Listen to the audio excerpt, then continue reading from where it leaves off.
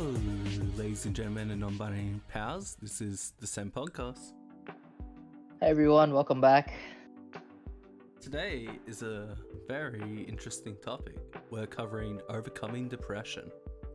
Depression is a mental illness that about 1 in 6 people go through in their lives. That's a crazy number, isn't it, Stephen? Yeah, it's pretty high if you ask me. Seems to be going up as of lately as well as the years go by. Yes, the COVID depression. Oh yeah, I think that's yeah.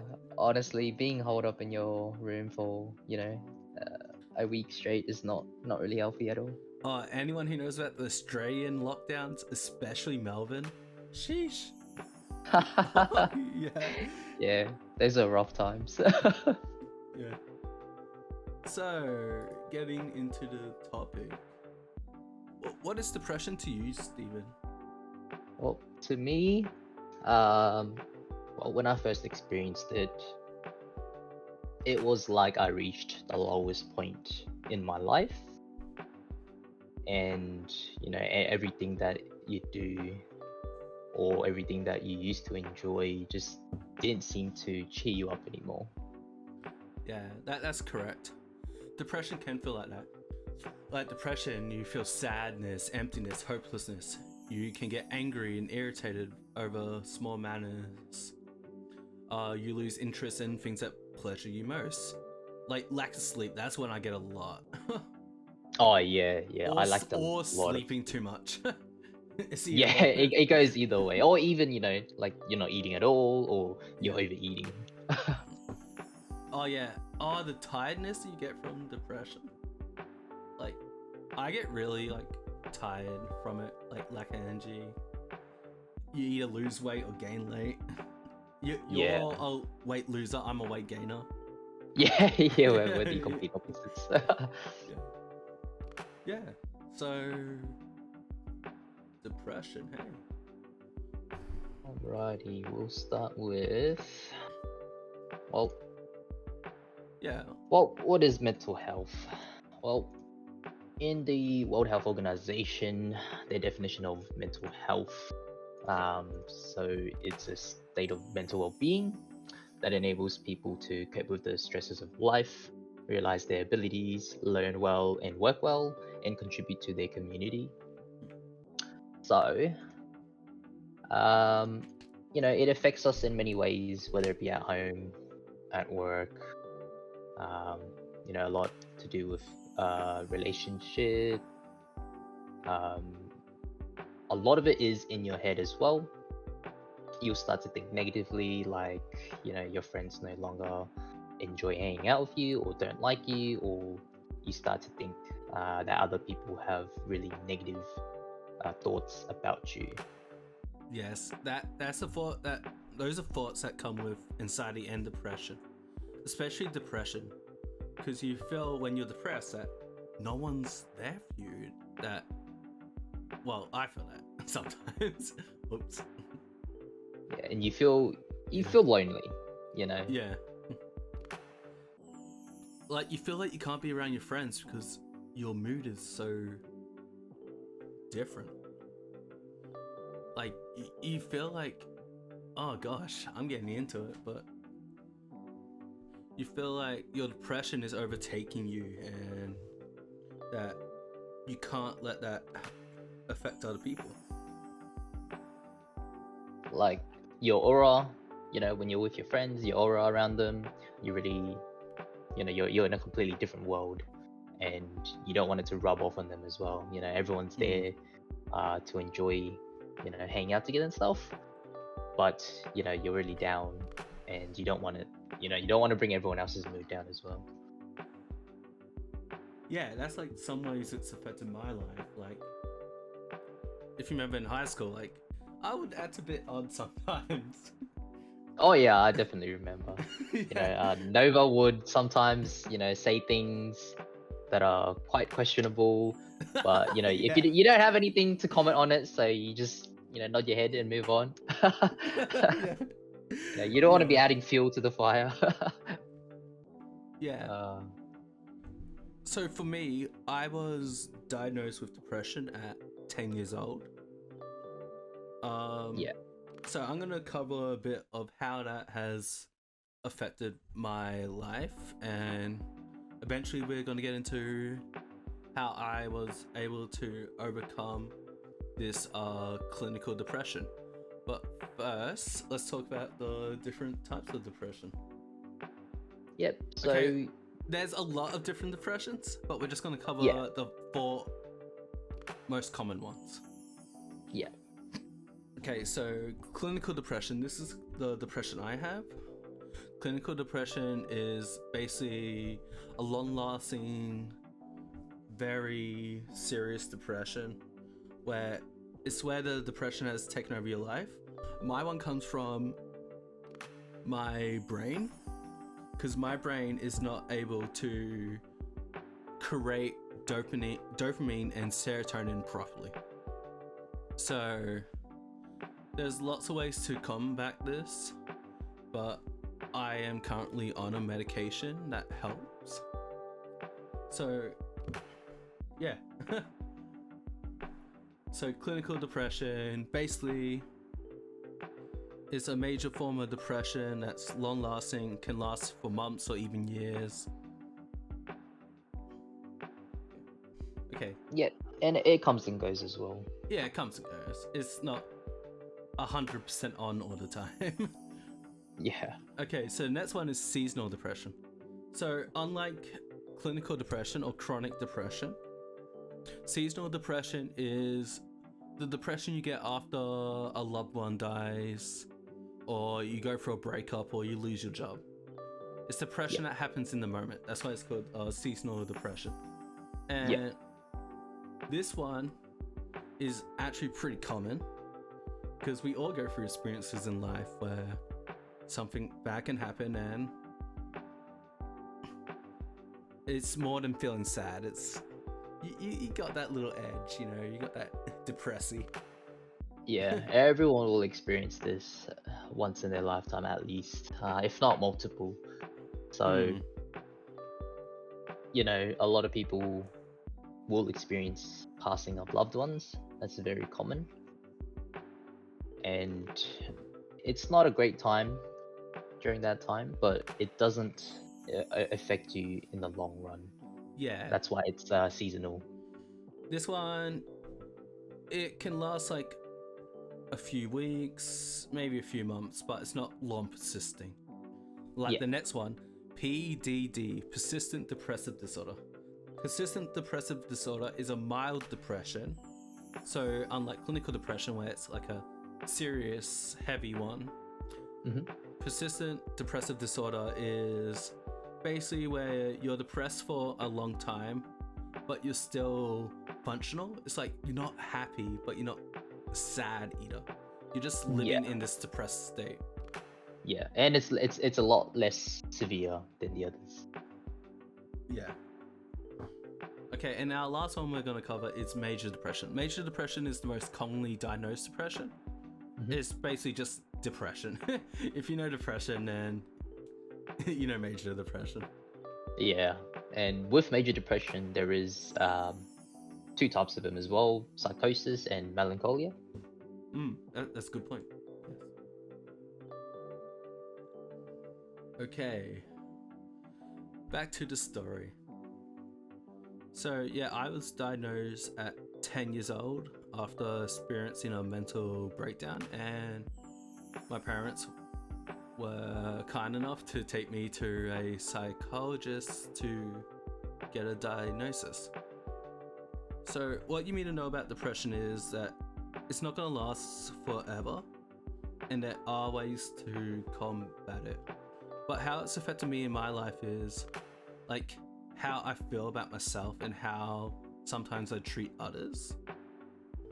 Yeah, it's affected my life a lot.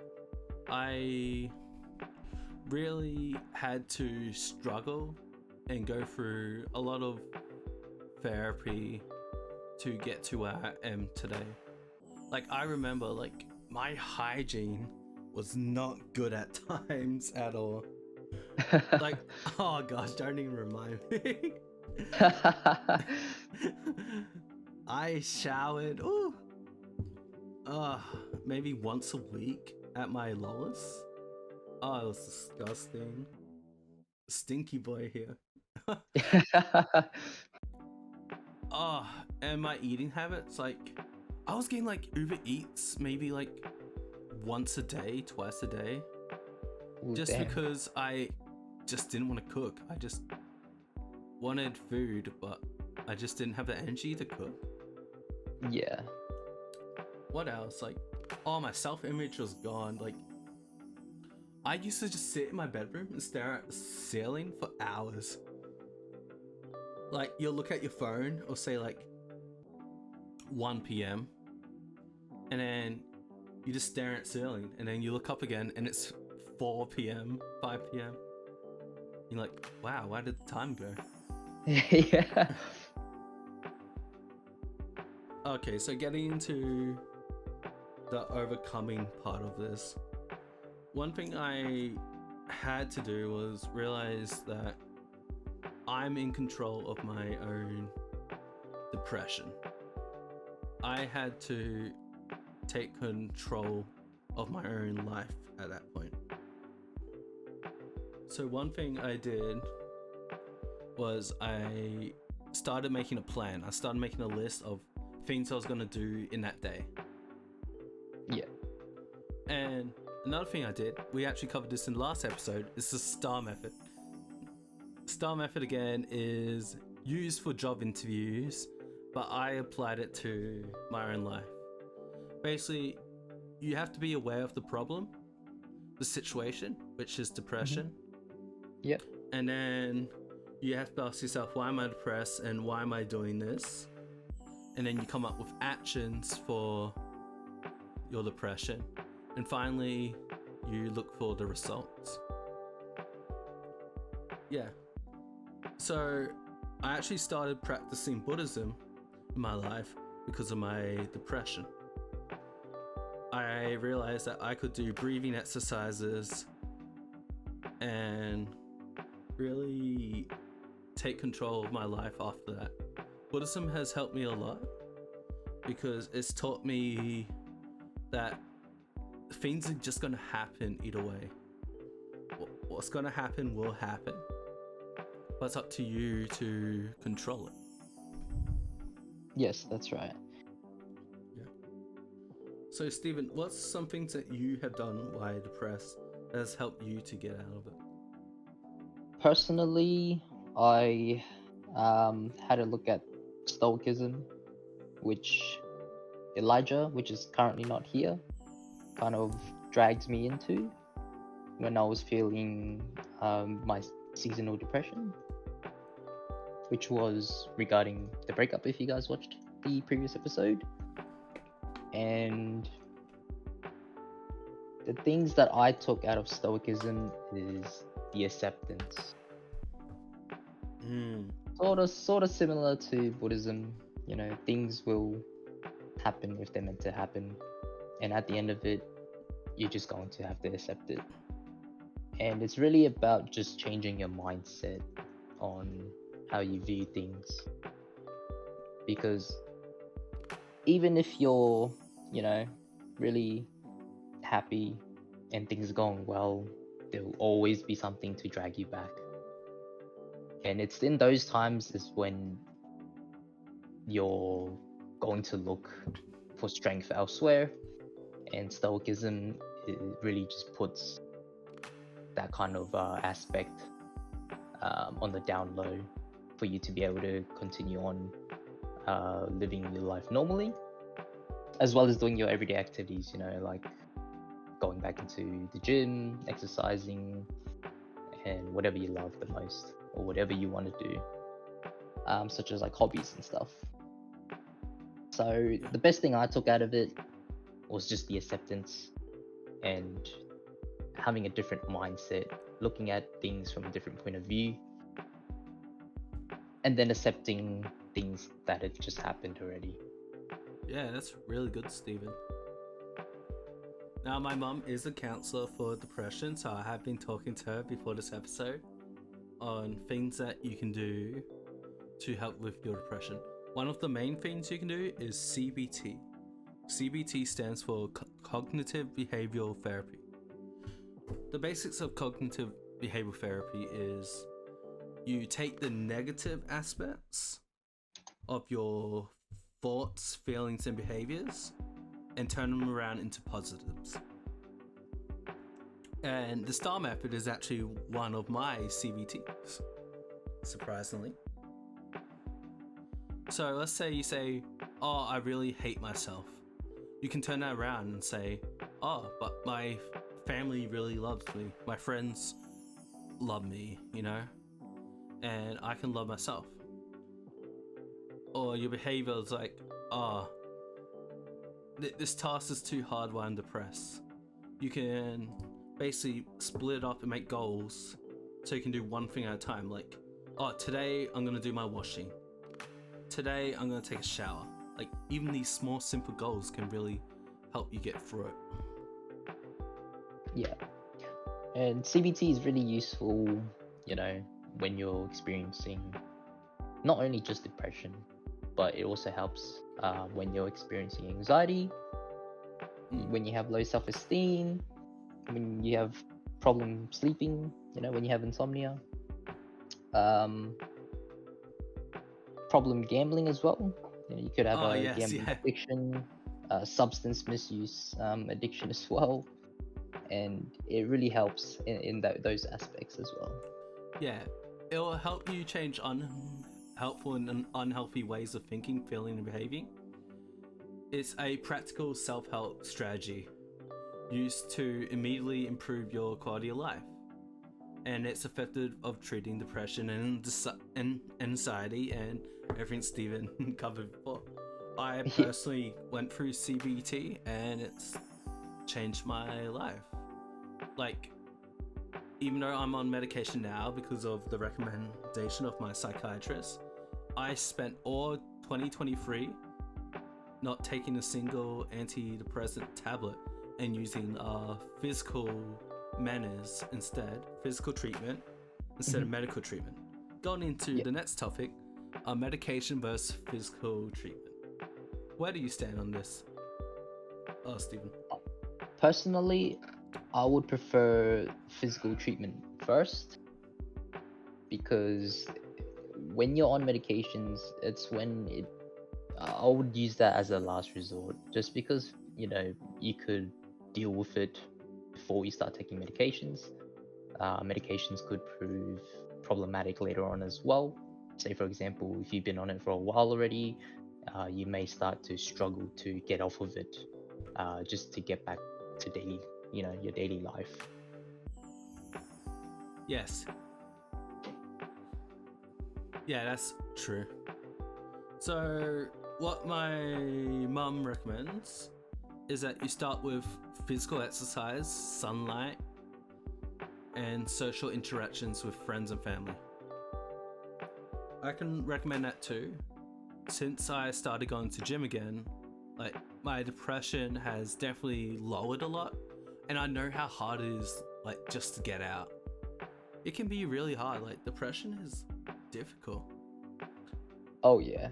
When you're really low on energy, you just don't want to go to the gym. You don't want to do these hobbies, or you don't want to socialize.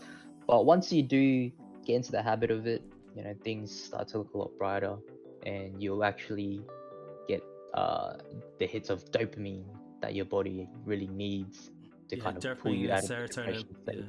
Yeah. So even if it's just a walk around the block, like in nature, like, that can really help your mental health. And overcoming depression isn't going to be like a one-day thing. You're not going to exercise for one day and suddenly you're cured. Yeah, you gotta really push for it. Like, make a plan and come up with ideas for how you can do it. Because one thing I had to realize in my life, if you let depression become your identity, then you will become your depression. And that, like, you don't want your depression to become your defining factor, because that's something that's been said about me before. Like, Nova is just that depressed guy, you know.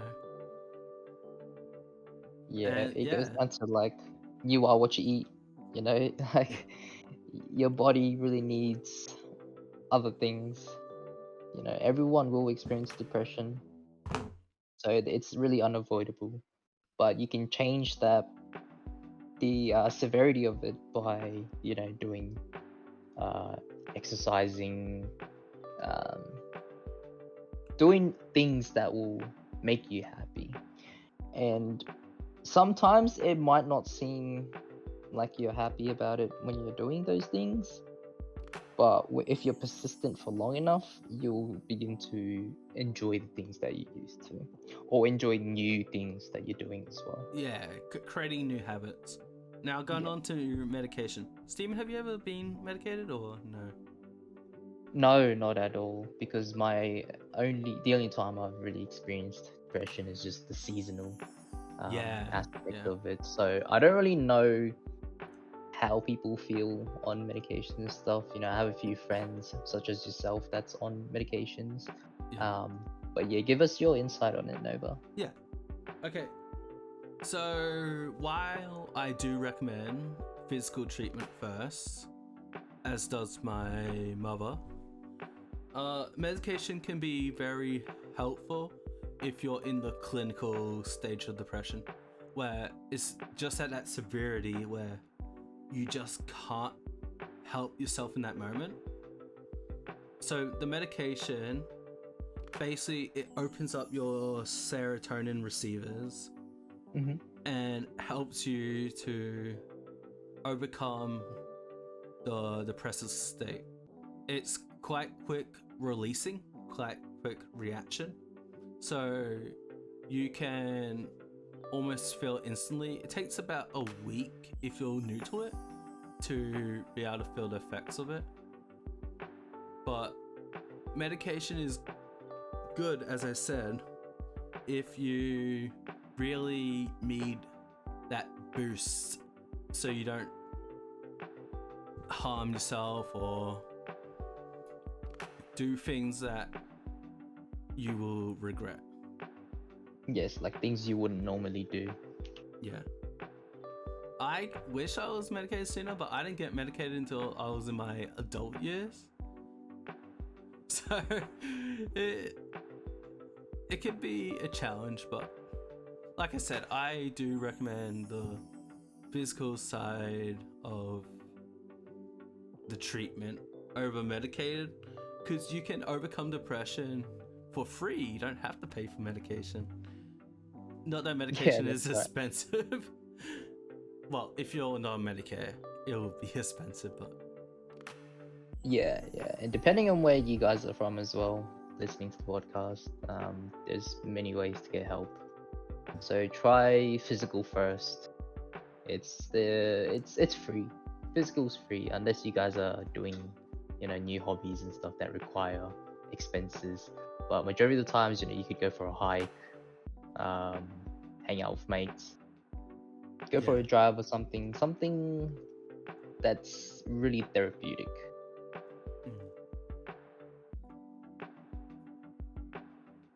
So, yeah. I do recommend that if you do have depression, go see someone. There's also online stuff. There's Beyond Blue that can help.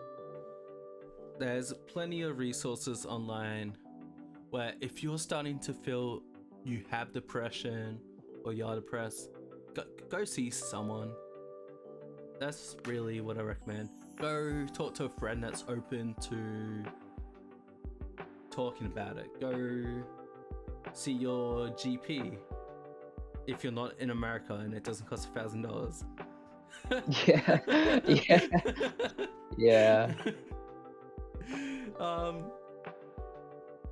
Yeah, like I'm gonna tell you that even if you have depression, it's not over. Like you would think like, oh, this guy doesn't know what he's talking about. This guy, he's still depressed, he's on medication. But no, like through the methods we have shared today, you too can overcome depression, and we can even talk about it if you want to talk about it. You can leave a comment, you can message us. Yeah. Yeah, feel free to reach out. As I've said many times before, we're open to have discussions about these sort of things. Mental health is something that you should take very seriously, because without mental, you'll be physically in the dumps as well. Yeah. You just need to know that you can detach yourself from depression. It's something you will be overcome. You will be able to overcome if you put the time and effort into it. And I know it's hard. I know you want to stay in bed. I know that your room is comfortable and dark and cold. Yeah. But through loving yourself and really wanting something, you can overcome it. You can overcome this depression. Yeah. There's something I haven't sent you, Stephen, but What is it? it's like comparing your depression to a demon and you're in a battle. I'll send it to you afterwards, but basically give your depression a name. Yeah, if you give your depression, you give your depression a name, and you can call it Gilbert or Dick Sucker. I don't know. Yeah. It'll give your enemy a name. Yeah. And go to battle against it. Like Yeah, that. I'll quote this from League of Legends, Katarina. Keep your friends close, but your enemies closer. Yeah. Yeah. So if you give your depression a name and realize, hey, I'm in a battle with this, and I'm going to defeat this enemy, that can really help. Oh my god, like I do that. Like whenever I have depression or anxiety, I'm like, oh, shut up, Gilbert. you're not gonna win against me. Yeah, put the energy into hating your depression so that it'll give you the motivation to do things to get yourself out of that depressive state. Yeah, we don't listen to the haters. Depression's just Exactly. a hater, bro. Oh my gosh. Oh, like, oh my gosh.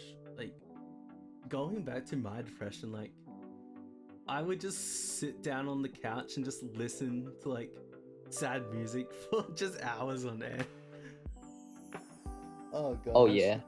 Sometimes I find that listening to sad music or watching something sad is kind of therapeutic in that way. You know, it lets you let it out in a way, whether that be having a cry or so, or staying in that little bit of depressive state for a moment to kind of let it sink in. And then once that's done, you'll feel a little bit better and you'll kind of kick yourself out of it. Yeah. What's the worst, like, seasonal depression to go through? I remember, like, my breakup ones. Those were tough. Oh yeah. When you've had someone that you've been with for so long, you're kind of a best friend to them. Everything you do is together and whatnot. And when they're no longer there, it gets lonely. It does. Oh yeah. I think my worst one, without dropping any names, like, we were both depressed kids at the time, back in high school, and we just started talking to each other after meeting at, like, a church activity back when I was part of my parents' religion. Mm-hmm. And we were talking on the phone heaps and heaps, and then we decided to start dating. And it was going really well. Like, she was my best friend and it was all good. But then there was a party we were supposed to go to together, but I didn't see her all night. And when I finally see her, she's with some friends. So I go up to her, as you would, and she pretended not to know that. She pretended not to know me.